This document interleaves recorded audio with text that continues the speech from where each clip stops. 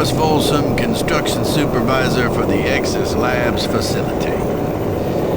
We recently reached substantial completion on the facility's engineering sector and began work on the environmental systems sector early. At this rate, we should be able to impress the big boys up in Central Authority and score our completion bonuses.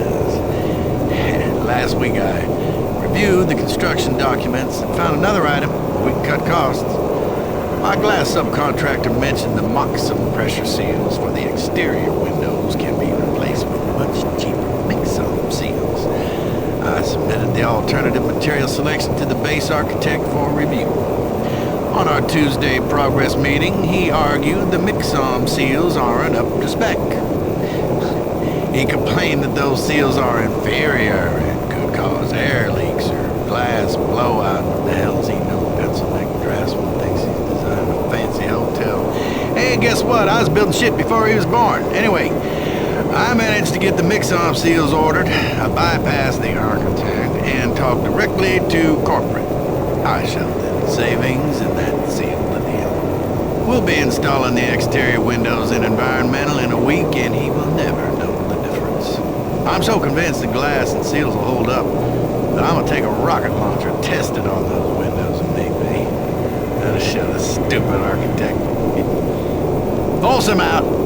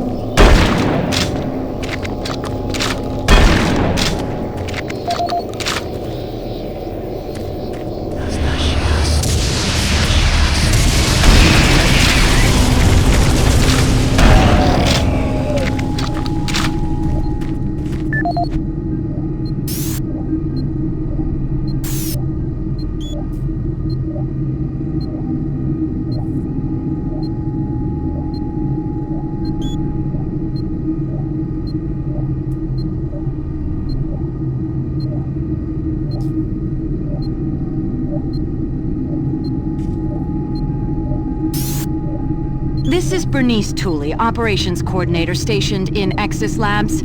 I would like to file my third formal complaint to Central Authority about the problems with the work environment here in Exis.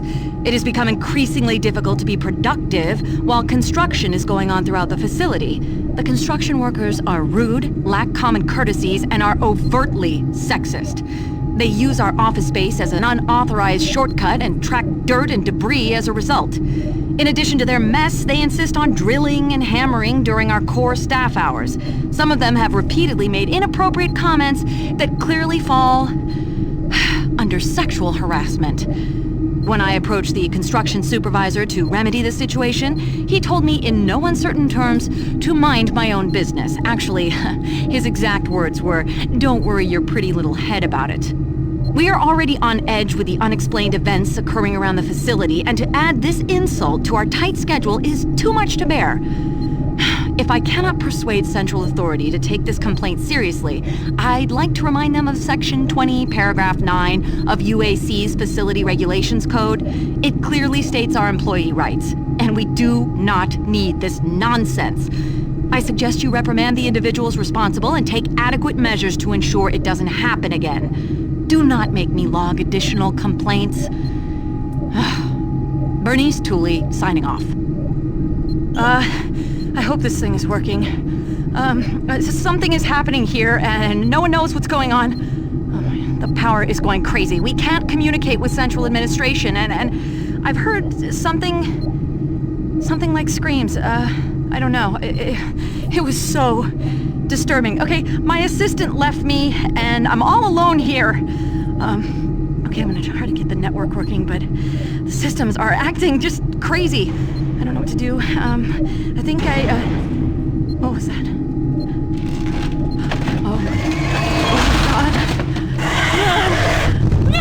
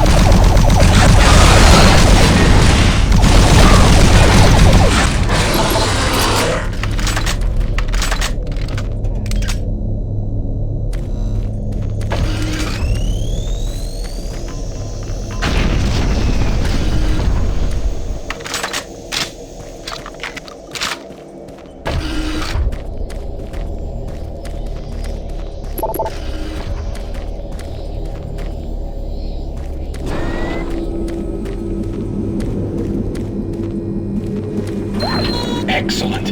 You're back. The inducer is working perfectly, and the teleporter is ready for transport. Here's the situation. There's a teleporter outpost in the other dimension, and it's still operational. It's very powerful, and it has a range that could lead those demons all the way to Earth. I would disable it myself, but it requires 2 people to do it.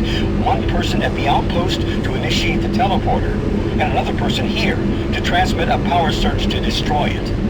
I know it's a lot to ask, but you'll need to go to the other dimension, find the remote outpost, and initiate the startup sequence. Your only hope of defeating this evil. I've got the teleporter ready to go. All you need to do is go into the chamber and initiate the sequence. I'll handle the rest from here. But before you go, I want to give you my personal account of what happened here. It explains everything. The advanced teleporter, how the madness started, everything. It's over there on the console. Please take it. The world needs to know the truth. And good luck.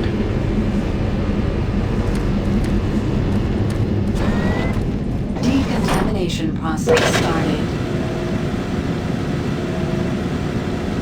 Decontamination complete. I have the teleporter sequence already configured. Just activate the main console. When you reach the outpost, I'll be able to communicate with you. Good luck.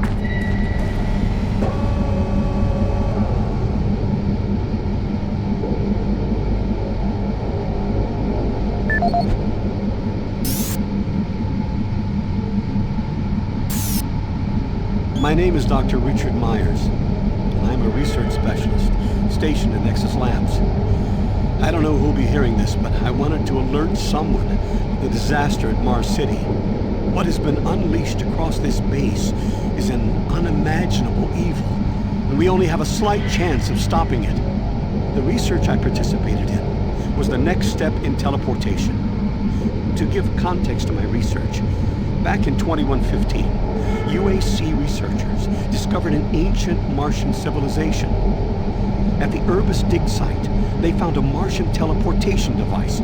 It was non-functional, and all attempts to start it proved fruitless.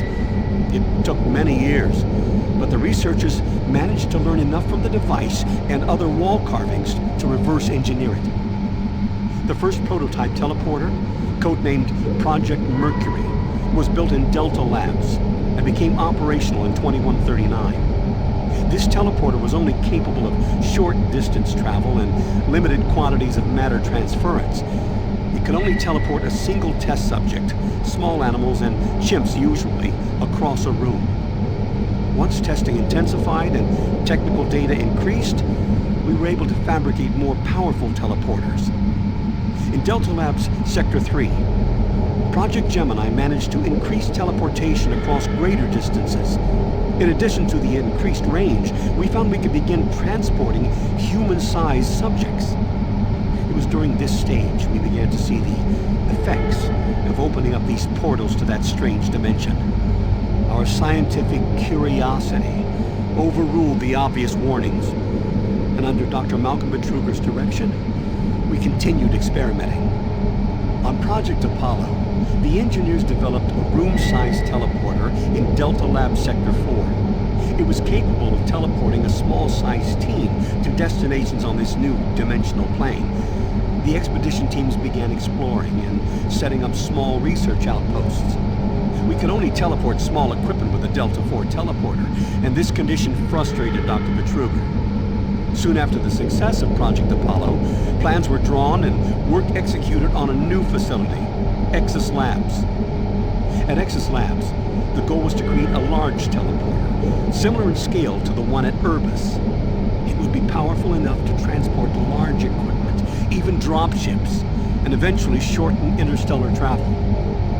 Betruger was so impatient on seeing results from this research, he had the engineers start work on the teleporter once the facility reached 75% completion. We had expedition teams set up a teleporter outpost in the other dimension to link up with Exis. It was at this time I began investigating the strange stories I heard over at Delta Labs. I managed to hack undetected into Betruger's personal logs. What I found scared me to the core. Betruger became obsessed with the findings of this new dimension. He started to push experiments, regardless of the human cost. His log entries into the occult and how to harness evil powers were truly frightening.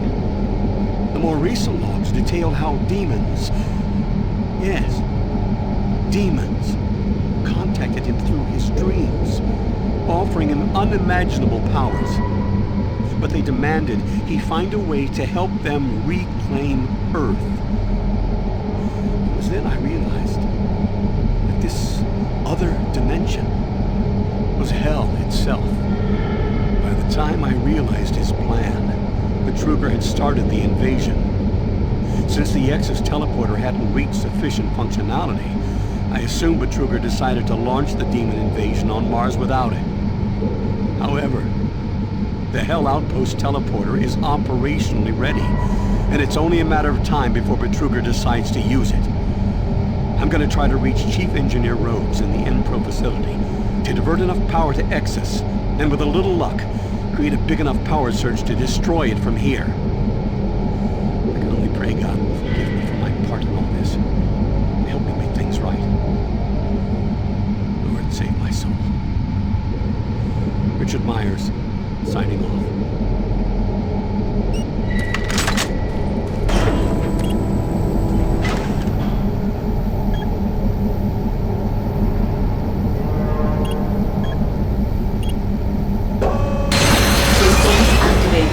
Teleportation will commence in T-minus 3, 2, 1.